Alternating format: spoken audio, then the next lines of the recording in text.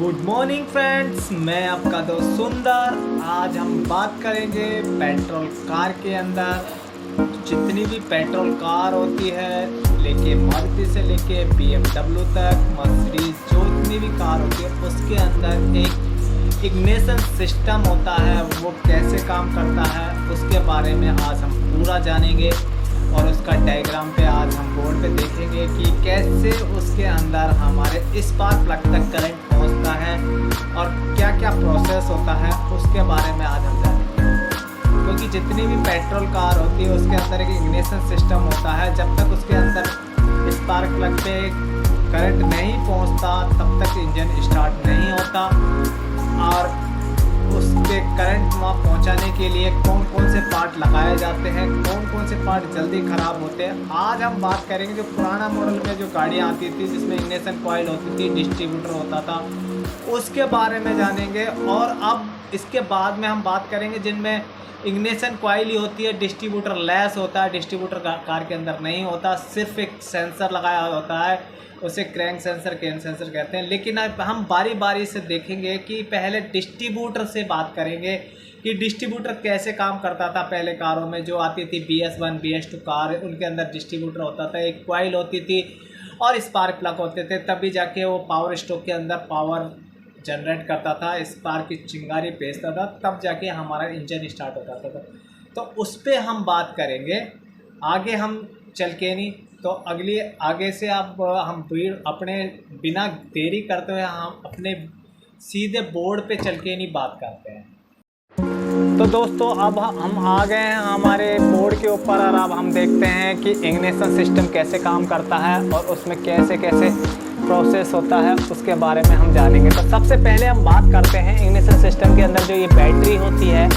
एक बैटरी होती है कार के अंदर ये 12 वोल्ट की बैटरी होती है। जो 12 वोल्ट की बैटरी क्या करती है, 12 वोल्ट का करंट अपने अंदर स्टोर करके रखती है, जो इंजन को स्टार्ट करने में काम करती है। और पूरा जो इग्निशन सिस्टम होता है उसके अंदर ये बैटरी करंट को भेजती है। उससे आगे हम देखते हैं, एक जैसे ही इग्निशन ऑन करते हैं यानी कि चाबी स्विच से हम करंट देते हैं तो वो की से पूरे सिस्टम में करंट चला जाता है। तो एक आपको देखने को मिलेगा, एक ये इग्निशन कॉइल होती है। इस कॉइल के अंदर दो कॉइल होती है, एक प्राइमरी एक सेकेंडरी।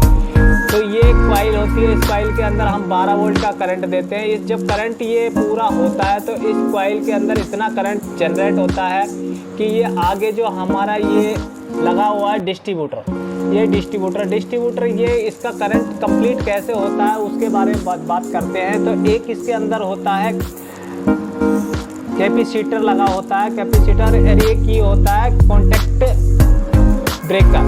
ब्रेकर क्या करता है, एक पॉइंट होता है। जैसे यहाँ से ये पूरा सप्लाई होती है, जैसे ही ये पूरा पॉइंट जब मिलता है, जब इसे राउंड घूमता है तो कॉन्टैक्ट पॉइंट क्या करता है, इसको हटाता और लगाता है। जब ये पूरा होता है तो यहाँ पे करंट जंप करता है। करंट जंप करने से ये जो हमारी इग्निशन कॉइल है इससे करंट एकदम से बढ़ता है। जब इग्निशन बढ़ेगा तो क्या होगा, तो ये जो डिस्ट्रीब्यूटर लगा हुआ है, डिस्ट्रीब्यूटर क्या होता है, चेन के साथ से घूमता है।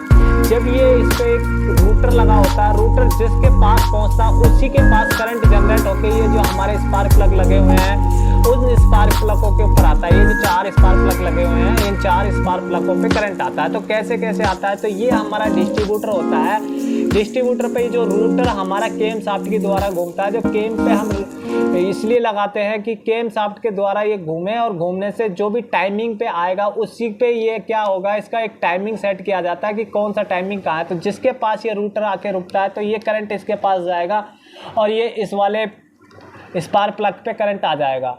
अगर ये इस वाले के पास आता है तो ये इस वाले से ये इस वाले पे आ जाता है। ऐसे करके नहीं, जैसे जैसे रूटर घूमता है वैसे वैसे करंट को ये सप्लाई करता रहता है। जब हमारा इंजन चलता रहता है तो बारी बारी पावर स्ट्रोक आता रहता है और स्पार्क प्लगों पे करंट आता रहता है।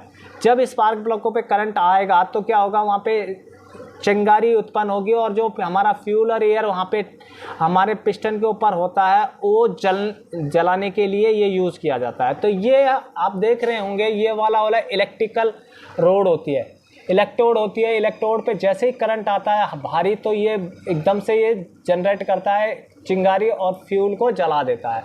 और ये वाली जो आप लीड देख रहे हैं, ये लीड होती है, इसे बोलते हैं हाई टेंशन लीड। ये हाई टेंशन, इसके अंदर से करंट बहता है और ये लीड लगी होती है 4 और एक लीड ये होती है हाई टेंशन लीड, जो ये वाली आप देख रहे हैं ये वाली।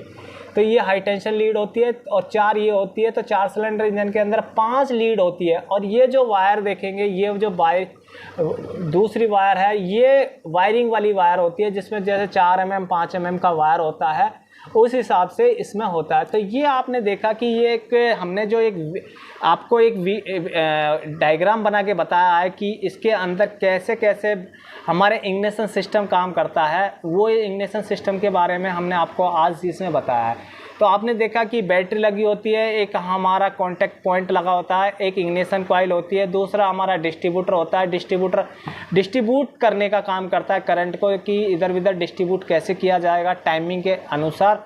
और ये हमारे स्पार्क प्लग होते हैं। स्पार्क प्लग हमारे हेड के अंदर कैसे होते हैं, कोई भी चीज़ अगर इनमें के ख़राब होती है तो इंजन स्टार्ट होने में दिक्कत होगी। तो आई होप कि आपको ये वीडियो अच्छी लगी होगी। अगर ये आपको वीडियो अच्छी लगी तो आप इसे लाइक कीजिए, शेयर कीजिए, सब्सक्राइब कीजिए। मैं आपका दोस्त सुंदर, अगली वीडियो में हम बात करेंगे जिसके अंदर डिस्ट्रीब्यूटर नहीं होता, ओनली कॉइल लगी हुई होती है, जो हम BS4 और BS6 के इंजन के बारे में बात करेंगे।